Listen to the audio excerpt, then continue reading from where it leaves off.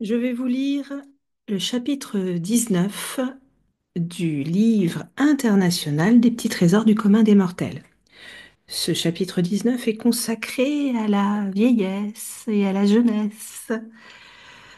J'ai proposé aux 6 participants une citation de James Matthew Barrie. Je ne suis pas assez jeune pour tout savoir. Et je leur ai demandé, qu'est-ce que cela vous inspire?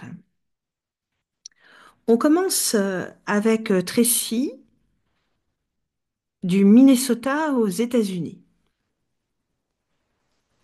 Comme tous les enfants, ma question préférée était pourquoi?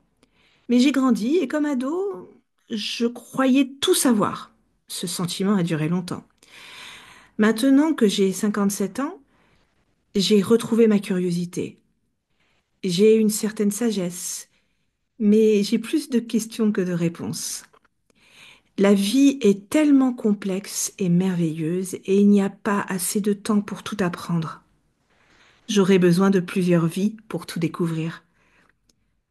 Je ne suis pas assez jeune pour tout savoir. On quitte les États-Unis pour aller en Europe, en France, avec Sylviane. Nous apprenons tous jusqu'à notre mort, qui est la fin de notre vie, à méditer encore. Lors de ma jeunesse, je disais je sais, et aujourd'hui, à l'aube de ma vieillesse, je ne sais toujours pas. On reste en Europe et on va avec Alice en Tchéquie. En vieillissant, je crois qu'on perd cette confiance en soi inébranlable.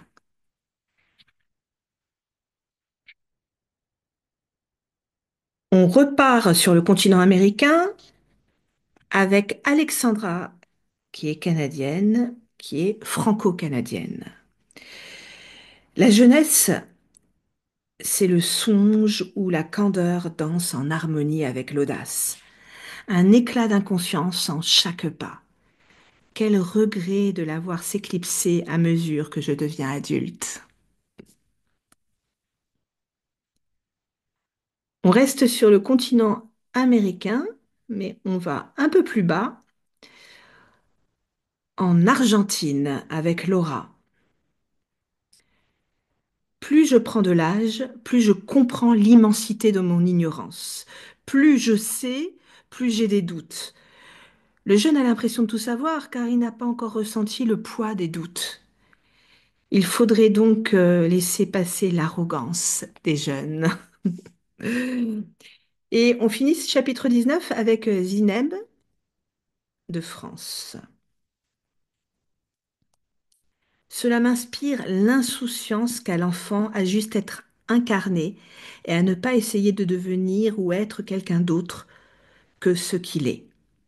Je constate que les enfants, contrairement à ce que nous pourrions penser, sont les meilleurs professeurs, car ils sont dans leur authenticité et ils ne savent pas être autrement.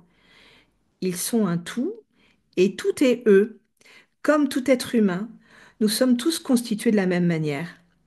Les enfants ont ce pouvoir inné de tout savoir parce qu'ils ne savent rien d'autre qu'être. Et l'enfant apprendra avec la fameuse éducation à continuer à s'incarner ou à devenir autre chose et à passer sa vie d'adulte à chercher ce qui va le rendre heureux. L'enfant accepte toutes ses parts sans condition. Mon invitation pour moi a été observe l'enfant et inspire-toi de sa liberté. À bientôt pour le chapitre 20.